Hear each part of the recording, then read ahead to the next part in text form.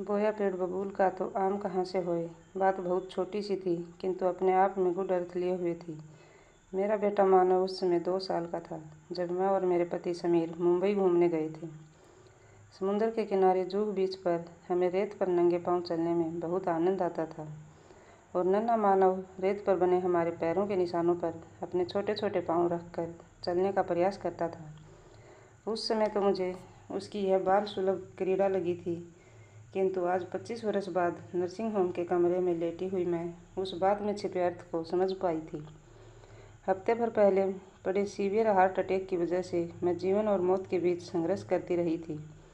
मैं समझ सकती हूँ वे पल समीर के लिए कितने कष्ट कर रहे होंगे। किसी अनिष्ट की आशंका से उनका उजला घोर वर्ण स्याह पड़ गया था। माथे पर पड़ी चिंता की लकीरें और भी गहरा गई थी। जीवन की संध्या वेला में पति पत्नी का साथ क्या मायने रखता है, इसे शब्दों में जाहिर कर पाना नामुमकिन है। नर्सिंग होम में आए मुझे 6 दिन बीत गए थे। यद्यपि मुझे अधिक बोलने की मनाही थी, फिर भी नर्सों की आवाजाही और परिचितों के आने जाने से समय कब बीत जाता था पता ही नहीं चलता था। अगली सुबह डॉक्टर ने मेरा चेकअप किया और समीर से बोले, कल सुबह आप इन्हें घर ले जा सकते हैं, किंतु अभी इन्हें बहुत एहतियात की ज़रूरत है। घर जाने की बात सुनते ही हर्षित होने के बजाय मैं उदास हो गई थी। मन में बेचैनी और घुटन का एहसास होने लगा था। फिर वही दीवारें, खिड़कियाँ और उनके बीच पसरा हुआ भयानक सन्नाटा। उस सन्नाटे को भंग करता मेरा और समीर का संक्षिप्त वार्तालाप, और फिर वही सन्नाटा।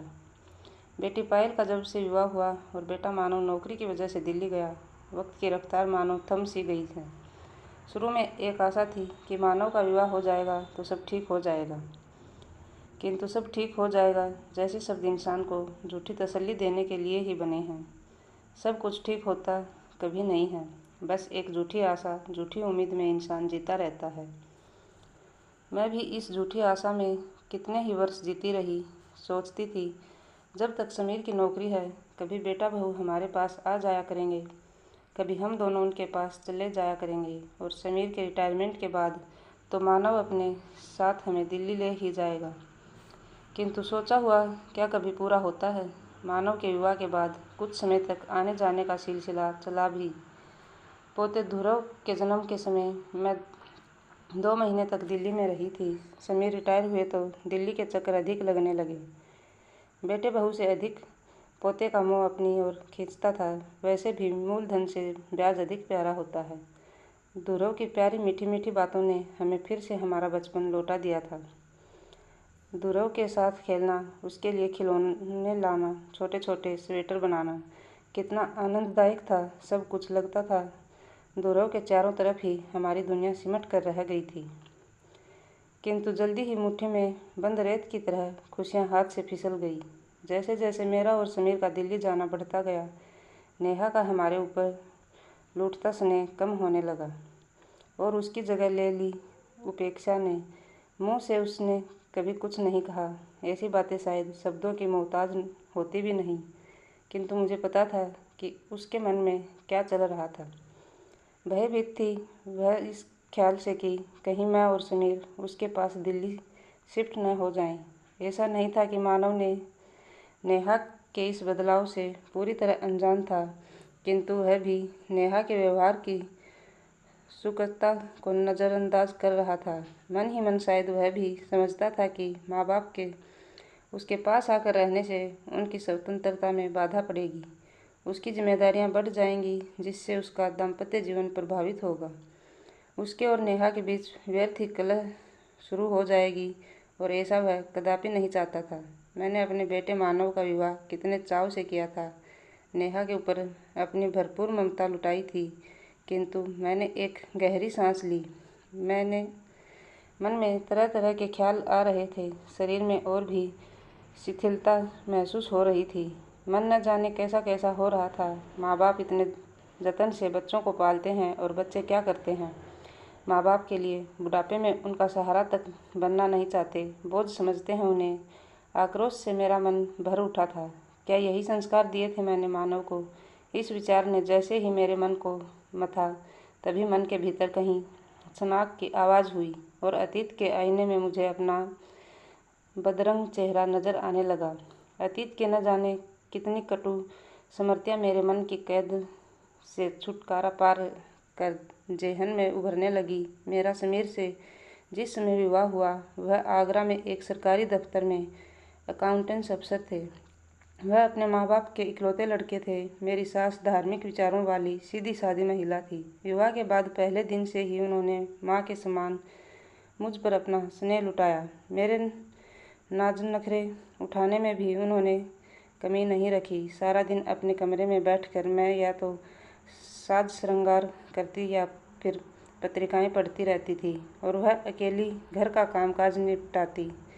उनमें जाने कितना सब्र था कि उन्होंने मुझसे कभी कोई गिला शिकवा नहीं किया। समीर को कभी कभी मेरा काम न करना खटकता था। दबे शब्दों में वह अम्मा की मदद करने को कहते, किंतु मेरे माथे पर पड़ी त्योरियां देख खामोश रह जाते। धीरे धीरे सास की झूठी झूठी बातें कहकर मैंने समीर को उनके खिलाफ भड़काना शुरू कर दिया, जिससे समीर और उनके माँ बाप के बीच संवादहीनता की स्थिति आ गई। आखिर एक दिन अवसर देखकर मैंने समीर से अपना ट्रांसफ़र करा लेने को कहा। थोड़ी ना नुक्कड़ के बाद वह सहमत हो गए। अभी विवाह को 1 साल ही बीता था कि माँ बाप को बेसहारा छोड़कर मैं और समीर लखनऊ आ गए। जिंदगी भर मैंने अपने सास ससुर की उपेक्षा की। उनकी ममता को उनकी विवशता समझकर जीवन भर अनदेखा करती रही। मैंने कभी नहीं चाहा मेरे सास ससुर मेरे साथ रहें। उनका दायित्व उठाना मेरे बस की बात नहीं थी।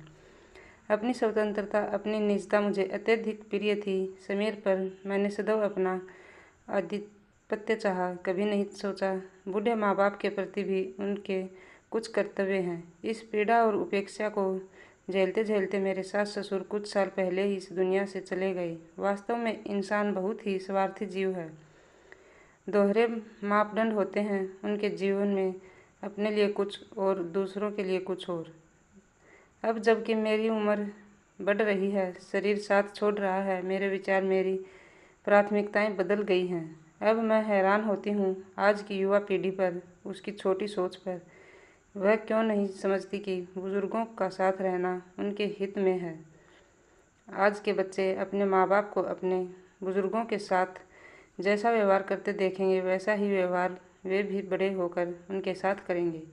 एक दिन मैंने नेहा से कहा था, घर के बड़े बुजुर्ग आंगन में लगे वट वृक्ष के समान होते हैं, जो भले फल न दें, अपनी छाया अवश्य देते हैं। मेरी बात सुनकर नेहा के चेहरे पर व्यंग्यात्मक हंसी तैर गई थी। उसकी बड़ी बड़ी आंखों में अनेक प्रश्न दिखाई दे रहे थे। उसकी खामोशी मुझसे पूछ रही थी कि क्यों मम्मी जी, क्या आपके बुजुर्ग आंगन में लगे वट वृक्ष के समान नहीं थे? क्या वे आपको अपनी छाया, अपना संबल प्रदान नहीं करते थे? जब आपने उनके संरक्षण में रहना नहीं चाहा तो फिर मुझसे ऐसी अपेक्षा क्यों? आहत हो उठी थी मैं उसके चेहरे के भावों को पढ़कर, और साथ ही साथ शर्मिंदा भी। उस समय अपने ही शब्द मुझे खोखले जान पड़े थे। इस समय मन की अदालत में न जाने कितने प्रसंग घूम रहे थे, जिसमें मैं स्वयं को अपराधी के कटघरे में खड़ा पा रही थी। कहते हैं न, इंसान सबसे दूर भाग सकता है, किंतु अपने मन से दूर कभी नहीं भाग सकता। उसकी एक एक करनी का बही खाता मन के कंप्यूटर में फीड रहता है। मैंने चेहरा घुमाकर खिड़की के बाहर देखा। शाम ढल चुकी थी। रात्रि की परछाइयों का विस्तार बढ़ता जा रहा था और इसी के साथ नर्सिंग होम की चहल पहल भी थक कर शांत हो चुकी थी। अधिकांश मरीज गहरी निंद्रा में लीन थे, किंतु मेरी आंखों की नींद को विचारों की आंधियां न जाने कहाँ उड़ा ले गई थी। सोना चाहकर भी सो नहीं पा रही थी। मन बेचैन था। एक असुरक्षा की भावना मन को घेरे हुए थी। तभी मुझे अपने नज़दीक आहट महसूस हुई। चेहरा घुमा कर देखा। समीर मेरे निकट खड़े थे। मेरे माथे पर हाथ रखने से बोले, क्या बात है पूजा, इतनी परेशान क्यों हो? मैं घर जाना नहीं चाहती हूँ। डूबते स्वर में मैं बोली, मैं जानता हूँ तुम ऐसा क्यों कह रही हो। घबराओ मत, कल का सूरज तुम्हारे लिए आशा और खुशियों का संदेश लेकर आ रहा है। तुम्हारे बेटा बहू तुम्हारे पास आ रहे हैं। समीर के कहे इन शब्दों ने मुझ में एक नई चेतना, नई फुर्ती भर दी। सचमुच मानव और नेहा का आना मुझे उजली धूप सा खिला गया। आते ही मानव ने अपनी बाहें मेरे गले में डालते हुए कहा, यह क्या हाल बना लिया मम्मी, कितनी कमज़ोर हो गई हो। खैर कोई बात नहीं, अब मैं आ गया हूँ, सब ठीक हो जाएगा। एक बार फिर से इन शब्दों की भूल भुलैया में मैं विचरने लगी। एक नई आशा, नए विश्वास की नन्ही नन्ही कोंपले मन में अंकुरित होने लगी। व्यर्थ ही मैं चिंता कर रही थी। कल से न जाने क्या क्या सोचते जा रही थी। हंसी आ रही थी अब मुझे अपनी सोच पर। जिस बेटे को 9 महीने अपनी कोख में रखा, ममता की छाँव में पाल पोस कर बड़ा किया, वह भला अपने माँ बाप की ओर से आंखें कैसे मूंद सकता है। मेरा मानव ऐसा कभी नहीं कर सकता। नर्सिंग होम से मैं घर वापस आई तो समीर और बेटे बहू क्या घर की दीवारें तक जैसे मेरे स्वागत में पलकें बिछा रही थी। घर में चहल पहल हो गई थी। ध्रुव की प्यारी प्यारी बातों ने मेरी आधी बीमारी को दूर कर दिया था। मानव अपने हाथों से दवा पिलाता, नेहा गर्म खाना बनाकर आग्रहपूर्वक खिलाती। 6-7 दिन में ही मैं स्वस्थ नजर आने लगी थी। एक दिन शाम की चाय पीते समय मानव ने कहा, पापा मुझे आए 10 दिन हो चुके हैं। आप तो जानते हैं प्राइवेट नौकरी है, अधिक छुट्टी लेना ठीक नहीं है। तुम ठीक कह रहे हो, कब जाना चाहते हो? समीर ने पूछा। कल ही हमें निकल जाना चाहिए, किंतु आप दोनों चिंता मत करना, जल्दी ही मैं फिर आऊँगा।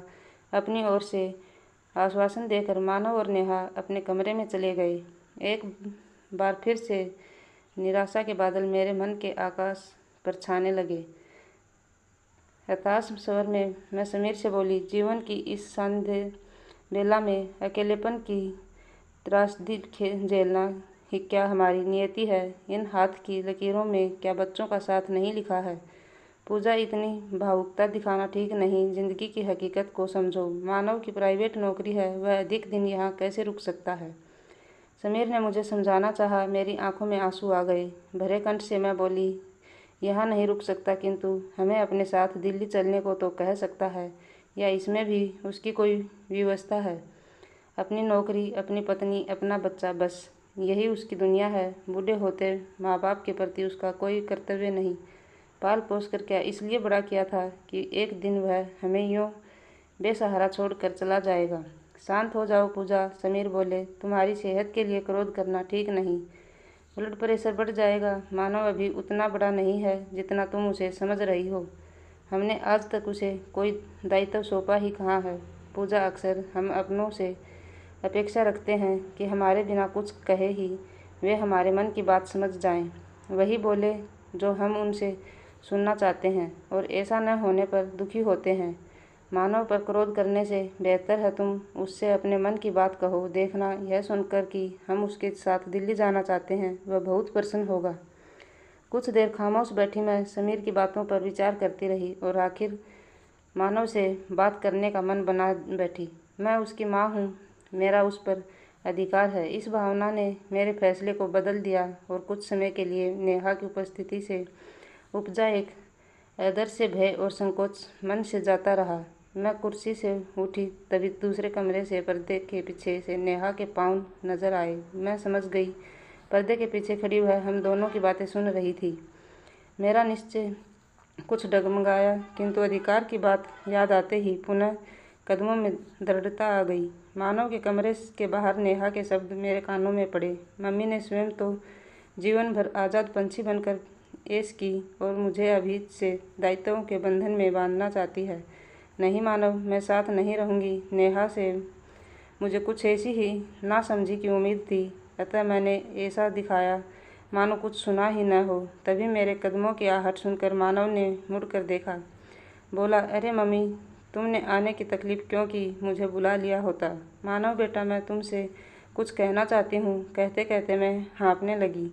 मानव ने मुझे पलंग पर बैठाया, फिर स्वयं मेरे नज़दीक बैठ मेरा हाथ सहलाते हुए बोला, हाँ अब बताओ मम्मी, क्या कह रही हो? बेटा, अब मेरा और तुम्हारे पापा का अकेले यहाँ रहना बहुत कठिन है। हम दोनों तुम्हारे पास दिल्ली रहना चाहते हैं। अकेले मन नहीं लगता। इससे पहले कि मानव कुछ कहता, समीर भी ध्रुव को गोद में उठाए कमरे में चले आए। बात का सूत्र हाथ में लेते हुए बोले, मानव, तुम तो देख ही रहे हो अपनी मम्मी की हालत। इन्हें अकेले संभालना अब मेरे बस की बात नहीं है। इस उम्र में हमें तुम्हारे सहारे की आवश्यकता है। पापा, आप दोनों का कहना अपनी जगह ठीक है, किंतु यह भी तो सोचिए, लखनऊ का इतना बड़ा घर छोड़कर आप दोनों दिल्ली के हमारे 2 कमरों के फ्लैट में कैसे एडजस्ट हो पाएंगे? जहाँ तक मन लगने की बात है, आप दोनों अपना रूटीन चेंज कीजिए, सुबह शाम घूमने जाइए, कोई क्लब अथवा संस्था ज्वाइन कीजिए। जब आपका यहाँ मन नहीं लगता है तो दिल्ली में कैसे लग सकता है? वहाँ तो अगल बगल रहने वाले आपस में बात तक नहीं करते हैं। मन लगाने के लिए हमें पड़ोसियों का नहीं, अपने बच्चों का साथ चाहिए। तुम और नेहा जॉब पर जाते हो, इस कारण ध्रुव को क्रेच में छोड़ना पड़ता है। हम दोनों वहाँ रहेंगे तो ध्रुव को क्रेच में नहीं भेजना पड़ेगा, हमारा भी मन लगा रहेगा और ध्रुव की परवरिश भी ठीक से हो सकेगी।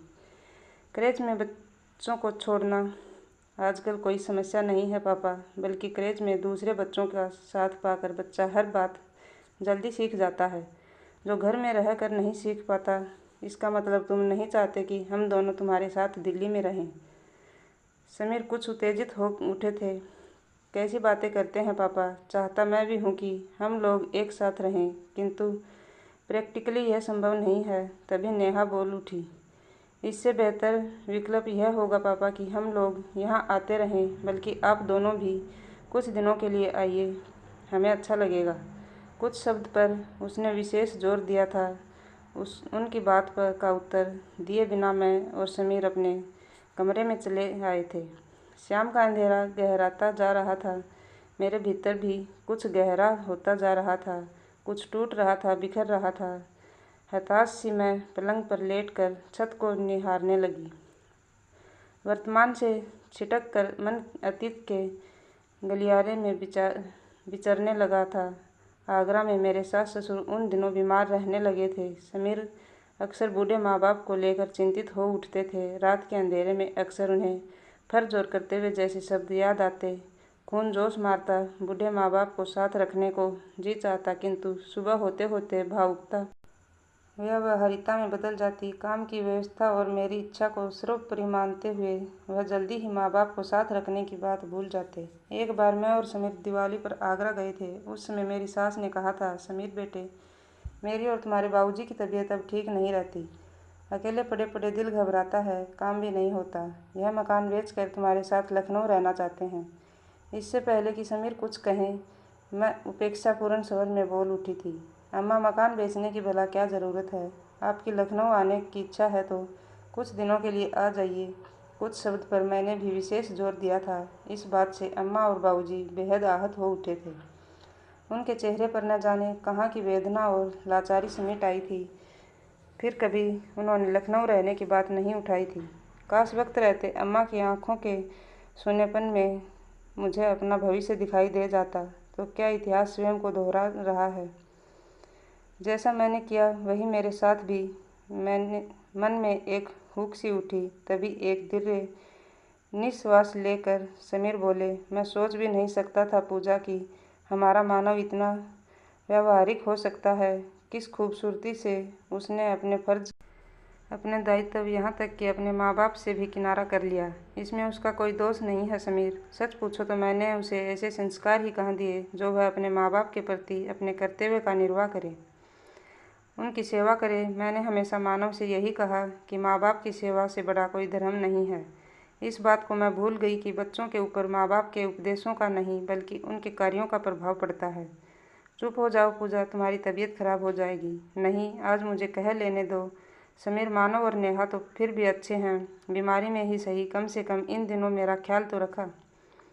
मैंने तो कभी अम्मा और बाबूजी से अपनत्व के दो शब्द नहीं बोले, कभी नहीं चाहा कि वे दोनों हमारे साथ रहें। यही नहीं, तुम्हें भी सदैव तुम्हारा फर्ज पूरा करने से रोका। जब पेड़ ही बबूल का बोया हो तो आम के फल की आशा रखना व्यर्थ है। समीर ने मेरे दुर्लभ हाथ को अपनी हथेलियों के बीच लेकर कहा, इसमें दोष अकेले तुम्हारा नहीं, मेरा भी है, लेकिन अब अफसोस करने से क्या फ़ायदा। दिल छोटा मत करो पूजा, बस यही कामना करो हम दोनों का साथ हमेशा बना रहे। मैंने भाव विह्वल होकर समीर का हाथ कसकर थाम लिया। हृदय की संपूर्ण वेदना चेहरे पर सिमट आई। आंखों के कोरों से आंसू बह निकले, जो चेहरे की लकीरों में ही विलीन हो गए। आज मुझे समझ में आ रहा था कि समय की रेत पर हम जो पद चिन्ह छोड़ जाते हैं, आने वाली पीढ़ी उन्हीं पद चिन्हों का अनुसरण करके आगे बढ़ती है।